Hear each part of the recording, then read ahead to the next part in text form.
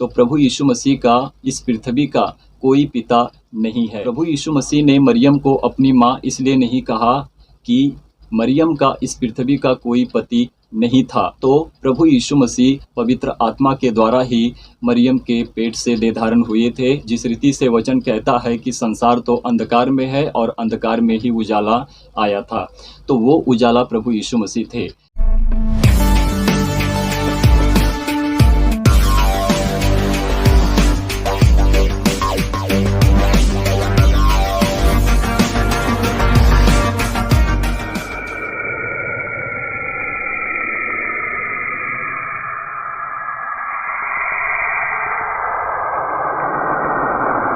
जैसे कि हम प्रभु यीशु मसीह के ऊपर विश्वास करते हैं तो हम विश्वास में प्रबल होते हैं, क्योंकि विश्वास से बड़ा कुछ नहीं है। अगर विश्वास सही है और मनुष्य का परमेश्वर के लिए कर्म सही है तो वह मनुष्य सब कुछ हासिल कर सकता है और पा सकता है। हम उस सृष्टिकर्ता परमेश्वर को अपने हृदय से, अपनी आत्मा से परमेश्वर को पुकारते हैं, उसकी जय जयकार करते हैं और आपकी अच्छाई परमेश्वर को भावे कि परमेश्वर आप सभी को आशीष दें। मेरे प्रियो, हम मसीहों को मरते दम तक विश्वासी बनकर रहना चाहिए और हमें वही काम करना चाहिए कि जिस रीति से परमेश्वर हमसे कहता है कि हम उन कामों को सही रीति से करने पाएं। तो प्रियो, कुछ सटीक बातों को सीखेंगे और वचन से देखेंगे वचन किस रीति से हमसे बात करता है। अगर आप मेरे साथ जुड़े हैं और मेरी वीडियो को देखते हैं तो कृपया करके मेरी वीडियो को देखें, लाइक करें, सब्सक्राइब करें, बेल आइकन को दबाएं कि जब भी हम YouTube पर, Facebook पर वीडियो अपलोड करते हैं तो सबसे पहले मैसेज आप तक पहुंचेगी।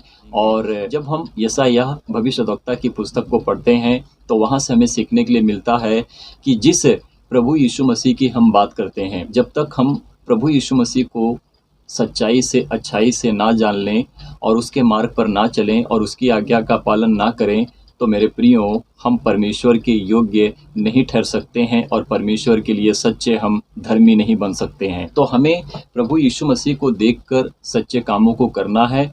परमेश्वर जो हमें बताते हैं, जो रास्ता और मार्ग दिखाते हैं, तो हमें उन सारे कामों को करना चाहिए। जिस प्रभु यीशु मसीह की हम बात करते हैं और जब हम प्रभु यीशु मसीह को नहीं जानते थे तो हम कैसे मतभेद में जीते थे और हमारा जीवन कैसा था। जब हम यशायाह की पुस्तक को पढ़ते हैं, अध्याय 53 वचन 7 से 9 तक है। देखिए 7 वचन में क्या लिखा है। वह सताया गया तो भी वह सहता रहा और अपना मुंह ना खोला। जिस प्रकार भेड़ वध होने के समय और भेड़ी उन कतरने के समय चुपचाप शांत रहती है, वैसे ही उसने भी अपना मुंह ना खोला। 8 वचन में देखो लिखा है, अत्याचार करके और दोष लगाकर वे उसे ले गए। उस समय के लोगों में से किसने इस पर ध्यान दिया कि वह जीवितों के बीच में से उठा लिया गया। मेरे ही लोगों के अपराध के कारण उस पर मार पड़ी। 9 वचन में लिखा है, उसकी कब्र भी दुष्टों के संग ठहराई गई और मृत्यु के समय वह धनवान का संगी हुआ। यद्यपि उसने किसी प्रकार का उपद्रव ना किया था और उसके मुंह से कभी छल की बात नहीं निकली। तो यहाँ पर यशायाह की पुस्तक में जिस रीति से हमने देखा और पढ़ा, प्रभु यीशु मसीह के विषय में लिखा हुआ है। तो प्रभु यीशु मसीह के विषय में अगर यहाँ पर हमको पता चलता है कि प्रभु यीशु मसीह ने कैसे दुख को उठाया और हमारे पापों के लिए कैसे वो मारा गया। वो पापी भी ना होकर पापी बन बैठा और हमारे दुखों को सह लिया। तो पुराना नियम भी प्रभु यीशु मसीह की गवाही देता है और नया नियम भी प्रभु यीशु मसीह की गवाही देता है कि प्रभु यीशु मसीह ही सच्चा एकमात्र परमेश्वर है। पिता, पुत्र और पवित्र आत्मा के नाम से जब हम प्रभु यीशु मसीह के ऊपर नज़र डालते हैं तो प्रभु यीशु मसीह ही हमको परमेश्वर मिलता है। और जिस रीति से बहुतेरों ने प्रभु यीशु मसीह का खुदा होने से इनकार किया है, उसी रीति से जब हम प्रभु यीशु मसीह के ऊपर नज़र डालते हैं तो प्रभु यीशु मसीह ही वो सच्चा परमेश्वर है। जब प्रभु यीशु मसीह इस पृथ्वी के ऊपर से मरियम के पेट से देह धारण होते हैं और स्वर्गदूतों के द्वारा जब हमको ये पता चलता है कि प्रभु यीशु मसीह का इस पृथ्वी का कोई पिता नहीं था, प्रभु यीशु मसीह परमेश्वर की तरफ से प्रकाशन थे और परमेश्वर की तरफ से वो ज्योति थे जो बनकर आए थे और वचन थे। तो प्रभु यीशु मसीह ही वो जगत की ज्योति हैं जिन्होंने हमें पाप से निकालकर उजाले में लाया है। तो हमने जब प्रभु यीशु मसीह को जाना तभी हमारे अंदर की पवित्रता जागी और हम उजागर बने, यानी कि हम परमेश्वर को जानने पाए। जिस रीति से प्रभु यीशु मसीह ने कहा कि जिसने मुझे देखा उसने परमेश्वर को देखा है। इस पृथ्वी के ऊपर अगर हम नज़र डालते हैं तो बहुत सारे भगवान हैं और जिस रीति से उनकी यानी कि पूजा पाठ करते हैं और अपने अपने भगवान को अपने धर्म के अनुसार से जब उनको मानते हैं तो वो कहते हैं कि हमारे भगवान हैं। तो जब हम इस पृथ्वी के ऊपर नज़र डालते हैं कि जितने सारे भगवान हैं, देवी देवता हैं, उनके माता पिता अपने हैं और जो इस पृथ्वी से हुए हैं। पर जब हम प्रभु यीशु मसीह के ऊपर नज़र डालते हैं तो प्रभु यीशु मसीह का इस पृथ्वी का कोई पिता नहीं है। प्रभु यीशु मसीह ने मरियम को अपनी माँ इसलिए नहीं कहा कि मरियम का इस पृथ्वी का कोई पति नहीं था, परंतु परमेश्वर का प्रकाशन और जब मरियम के ऊपर पड़ा था तो प्रभु यीशु मसीह पवित्र आत्मा के द्वारा ही मरियम के पेट से देह धारण हुए थे। जिस रीति से वचन कहता है कि संसार तो अंधकार में है और अंधकार में ही उजाला आया था, तो वो उजाला प्रभु यीशु मसीह थे। तो जैसे हमने नज़र डाला कि मनुष्य जब है तो स्त्री है और स्त्री से ही बच्चे उत्पन्न होते हैं, परंतु प्रभु यीशु मसीह का इस पृथ्वी का कोई पिता नहीं है। कहने का मतलब है इस पृथ्वी का कोई मनुष्य से प्रभु यीशु मसीह पैदा नहीं हुए हैं। परमेश्वर की आत्मा के द्वारा वचन जब देह धारण मरियम के पेट में हुआ था तो प्रभु यीशु मसीह प्रकट हुए तो थे। हम क्या कहते हैं, जिंदा खुदा मनुष्य में प्रकट हुआ था। तो जिंदा खुदा मनुष्य में पृथ्वी के ऊपर प्रकट हुआ था। और आज जिस रीति से सारी जातियों में मतभेद है, सारे धर्मों में मतभेद है, वो कहते हैं कि मेरा अपना सही है, वो कहते हैं कि मेरा अपना सही है, पर हम कहते हैं कि किसका क्या सही है। पर जब हम प्रभु यीशु मसीह के ऊपर नज़र डालते हैं तब हमको पता चलता है कि प्रभु यीशु मसीह के द्वारा ही हम परमेश्वर तक पहुंचते हैं। और मार्ग जो प्रभु यीशु मसीह है, सत्य जो सच्चाई प्रभु यीशु मसीह है, जीवन जो देने वाला प्रभु यीशु मसीह है, यही हमको परमेश्वर तक पहुंचाता है। और जिस रीति से प्रभु यीशु मसीह ने कहा कि तुम नीचे के हो, मैं ऊपर का हूँ, तुम अपने पिता शैतान से हो, और प्रभु यीशु मसीह ही हमारे लिए सताया गया और हमारे लिए क्रूस पर चढ़ाया गया। उसने हमारे पापों को उठाया, इस संसार के अन्य जातियों के लोगों के पापों को उठाया और हमको बचा लिया और हमारा उद्धार किया। तो जिस मेमना की हम बात करते हैं वो मेमना प्रभु यीशु मसीह है। और जिस रीति से प्रभु यीशु मसीह ने कहा था तुम इस मंदिर को ढा दो, मैं इसको 3 दिन में खड़ा कर दूंगा। तो मेरे प्रियो, प्रभु यीशु मसीह ने अपने शरीर के विषय में कहा था। तो प्रभु यीशु मसीह ने यहूदियों शास्त्रियों के उस मंदिर के विषय में नहीं कहा था जिसे उन्होंने बनाने के लिए 46 वर्ष लगा दिए थे, परंतु प्रभु यीशु मसीह ने अपने शरीर के विषय में कहा था। जिस रीति से प्रभु यीशु मसीह को सताया गया, उसी रीति से प्रभु यीशु मसीह ने कहा था कि मैं अपने आप को 3 दिन में जीवित कर दूंगा। जो स्वयं में प्रभु यीशु मसीह ने कहा था वो वचन पूरा हुआ। परंतु उस शरीर के अंदर कोई पाप नहीं था और उस शरीर ने उब तक ना किया, परंतु अपने आप को कतरने के लिए खड़ा किया। जिस रीति से एक मेमने के लहू को बहाकर मनुष्य का पाप क्षमा किया जाता है, तो उसी रीति से जो कोई प्रभु यीशु मसीह पर विश्वास करता है तो अपने पापों से क्षमा पाता है, क्योंकि प्रभु यीशु मसीह उसके लिए मरा, फिर तीसरे दिन जीवित हो गया। तो जब मनुष्य संसार की रीति से जीता है तो मरा हुआ होता है, जब प्रभु यीशु मसीह को जान लेता है तो प्रभु यीशु मसीह में जीवित हो जाता है, यानी कि परमेश्वर के राज्य में मनुष्य प्रवेश कर लेता है। तो प्रभु यीशु मसीह के अंदर कोई दोष ना था, कोई पाप ना था, परंतु उसको फंसाया गया, दोषी ठहराया गया, उसके ऊपर अत्याचार किया गया और मनुष्यों के बीच में देखते देखते वह स्वर्ग में उठा लिया गया और परमेश्वर की बढ़ाई और बहुत बड़ी महिमा हुई। दुष्टों के बीच में उसको कब्र में भी रखा गया और फिर वो पुनरुत्थान जीवित हुआ। और जिस रीति से प्रभु यीशु मसीह ने वचन में बताया था कि मैं तीसरे दिन जी जाऊंगा और तुम इस मंदिर को ढाओगे तो मैं इसको 3 दिन में खड़ा कर दूंगा, तो प्रभु यीशु मसीह ने अपने आप को जीवित कर दिया। ये सच्चा परमेश्वर था जो करके दिखाया, और इसको ही बोलते हैं परमेश्वर, जो परमेश्वर स्वयं में अपने वचन को पूरा करता है। और प्रभु यीशु मसीह ना तो किसी प्रकार का उपद्रव किया और ना तो उसके अंदर कोई छल कपट था, परंतु वो पवित्र था और पवित्र होकर अपने आप को दीन किया और हमारे पापों को उठाकर, हमारे दोषों को अपने ऊपर लेकर, क्योंकि हम पापी और व्यभिचारी थे, परंतु उन्होंने हमारे पापों को, हमारे व्यभिचारों को अपने ऊपर लेकर पापी बन बैठा और मृत्यु को देखा, फिर तीसरे दिन पुनरुत्थान जीवित हो गया। तो प्रभु यीशु मसीह को जब क्रूस पर चढ़ाया जा रहा था, मरने से पहले प्रभु यीशु मसीह ने कहा, हे पिता, इन्हें क्षमा कर, ये क्या करते हैं, ये खुद नहीं जानते हैं। और देखिए, जब हम मत्ती की पुस्तक को अध्याय 27 और वचन पढ़ते हैं 49 से 54 तक। 49 वचन में लिखा है, औरों ने कहा, रह जाओ, देखें एलिया उसे बचाने आता है कि नहीं। 50 वचन में, तब यीशु ने फिर बड़े शब्द से चिल्लाकर प्राण छोड़ दिए। 51 वचन में लिखा है, और देखो, मंदिर का पर्दा ऊपर से नीचे तक फटकर 2 टुकड़े हो गया, और धरती डोल गई, और चट्टानें तड़क गई, और कब्रें खुल गई, और सोए हुए पवित्र लोगों के बहुत से 100 जी उठे। जिस रीति से हमने 52 और 51 वचन में पढ़ा। 53 वचन में देखो लिखा है, और उसके जी उठने के बाद वे कब्रों में से निकलकर पवित्र नगर में गए और बहुतों को दिखाई दिए। 54 वचन में लिखा है, तब सूबेदार और जो उसके साथ यीशु का पहरा दे रहे थे, भूकंप और जो कुछ हुआ था उसे देखकर अत्यंत डर गए और कहा, सचमुच यह परमेश्वर का पुत्र था। यहाँ पर पवित्र शास्त्र बाइबल हमें ये बताती है कि प्रभु यीशु मसीह ही सच्चा एकमात्र परमेश्वर है। और जिस रीति से हमने जाना कि परमेश्वर का सत्य वचन प्रभु यीशु मसीह है, ये दुनिया नहीं जानती है प्रभु यीशु मसीह को। ये दुनिया के लोग प्रभु यीशु मसीह को अभी तक जानने नहीं पाए हैं। जिस रीति से हम जहाँ तक देखते हैं, पढ़ाई करते हैं, सारे धर्मों की पुस्तकों को पढ़ते हैं, तो हमें पता चलता है। तो प्रियों, जिस रीति से हम यजुर्वेद की पुस्तक को पढ़ते हैं, ऋग्वेद की पुस्तक को पढ़ते हैं, सामवेद की पुस्तक को पढ़ते हैं, अथर्ववेद की पुस्तक को पढ़ते हैं, तो ये 4 पुस्तकें जो हैं सत्य परमेश्वर, सच्चे खुदा की गवाही देती हैं। और जब हम इनको पढ़ते हैं तो हमारा और भी विश्वास पक्का होता है और हम प्रभु यीशु मसीह तक पहुंचते हैं।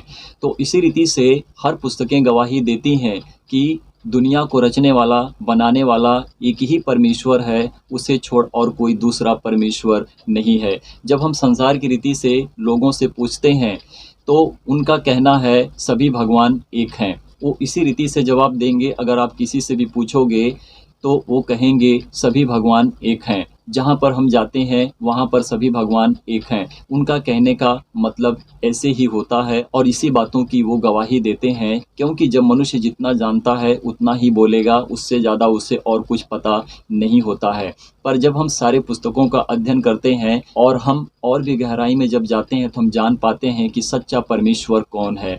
उस परमेश्वर की स्तुति करना, उस परमेश्वर का धन्यवाद देना, उस परमेश्वर की महिमा करना हर मनुष्य के लिए अच्छा और भला है कि उसको जानकर सच्ची महिमा दे तो उसके लिए बहुत अच्छा है। क्योंकि जब मनुष्य भटका हुआ रहता है तो मतभेद में जीता है, वो नहीं जानता है कि सच्चा परमेश्वर कौन है और कैसे हम परमेश्वर को ढूंढ सकते हैं। तो मेरे प्रियो, कोई भी पुस्तक को आप उठाकर पढ़ लो, फिर लास्ट में आप पवित्र शास्त्र बाइबल को पढ़ो, तो पवित्र शास्त्र बाइबल आपको परमेश्वर से कनेक्ट करती है, परंतु धर्म से कनेक्ट नहीं करती है। धर्म उसे कहते हैं जो मनुष्य का पाखंड का काम होता है, जो अपने धर्मों के अनुसार जीते हैं और बुरे कर्म को भी करते हैं। परंतु परमेश्वर के राज्य में जब मनुष्य प्रवेश करते हैं तो मनुष्य की मूर्खता और उसका पाप और व्यभिचार परमेश्वर के राज्य में नहीं चलता है। जिस रीति से मनुष्य अपने मर्जी के अनुसार जीता है, अपने मर्जी के अनुसार सारे कामों को करता है, परंतु परमेश्वर के राज्य में मनुष्य की मर्जी नहीं चलती, परंतु परमेश्वर की मर्जी चलती है कि जब परमेश्वर का वचन कहता है उठ तो उठ, बैठ तो बैठ, देख तो देख, सुन तो सुन, नहीं तो चुप बैठ। तो ये हमारे लिए परमेश्वर का सत्य मार्ग है। जो परमेश्वर कहता है हम मनुष्यों को मानकर चलना पड़ता है। कोई ऐसे ही भक्त नहीं होता है, कोई ऐसे ही परमेश्वर का सच्चा धर्मी दास नहीं कहलाता है, कोई अपनी जुबान से ऐसे ही पवित्र नहीं होता है। मनुष्य जब नहाता है तो अपने शरीर को साफ रखता है। मनुष्य जब अच्छे कपड़े को डालता है तो अपने आप को दिखावे के लिए पहनता है, परंतु परमेश्वर के राज्य में मनुष्य का कपड़ा, मनुष्य का नहाना परमेश्वर के राज्य में मायने तब रखता है कि जब वो परमेश्वर के लिए सही सिद्ध होकर सच्चाई से काम करता है। नहीं तो मनुष्य का नहाना और उसका कपड़ा पहना सब कुछ व्यर्थ ठहरता है, क्योंकि मनुष्य पापी और व्यभिचारी है और उसकी जुबान तुच्छ ठहरती है। और इसी रीति से मनुष्य परमेश्वर के राज्य से दूर होता है और परमेश्वर मनुष्यों के ऊपर क्रोध इसीलिए रखता है कि मनुष्य परमेश्वर को जानबूझकर गलती करते हैं और गलत मार्ग पर चलते हैं। तो मेरे प्रियो, परमेश्वर के पास आने के लिए मनुष्य को पवित्र होना पड़ता है। कैसे? अपनी जुबान से, अपने कर्तव्य से। नहाने धोने से मनुष्य अपने आप को सुरक्षित और साफ रख सकता है, परंतु परमेश्वर के लिए पवित्र नहीं हो सकता है। मनुष्य परमेश्वर के लिए पवित्र तभी होता है कि जब दीन होकर सच्चाई से अपनी भक्ति को परमेश्वर के लिए सही रीति से करता है, कि परमेश्वर की नज़र उस धर्मी के ऊपर रहती है कि मेरा धर्मी किसका है, शैतान का है या फिर मेरा है। तो जो कोई प्रभु यीशु मसीह को जानकर परमेश्वर को सच्ची महिमा देता है, तो सच्चे परमेश्वर की महिमा करता है। और जो कोई अपने मर्जी के अनुसार जीता है, अपने सच्चे ईश्वर का आदर नहीं करता है और अपने मन की करता है, तो परमेश्वर की नहीं परंतु वो शैतान की भक्ति करता है। और जब हम इसी रीति से कुरान की पुस्तक को देखते हैं, जब हम कुरान की पुस्तक को पढ़ते हैं, तो कुरान की पुस्तक में लिखा है जो मोहम्मद सल की जुबानी है। तो हम क्या जानेंगे? हम किसको कहेंगे गलत है और हम किसको कहेंगे कि सही है? हम किसी को गलत नहीं ठहराते हैं, परंतु जो बातें लिखी हैं हम उनको पकड़कर और सही बातों को ठीक करने की कोशिश करते हैं। तो देखेंगे यहाँ पर क्या लिखा हुआ है। जब हम कुरान की पुस्तक को अध्याय 4 वचन 171-172 को पढ़ते हैं, उसके बाद जब हम कुरान अध्याय 5 वचन 116 से 120 तक पढ़ते हैं, तो वहाँ पर इस तरह से लिखा है और बताया गया है जो मोहम्मद की जुबानी है। ईसा मसीह सिर्फ अल्लाह का भेजा हुआ संदेष्टा कलमा है, वो कोई खुदा नहीं है। अगर उसे कोई खुदा मानेगा तो वह नर्क में जाएगा।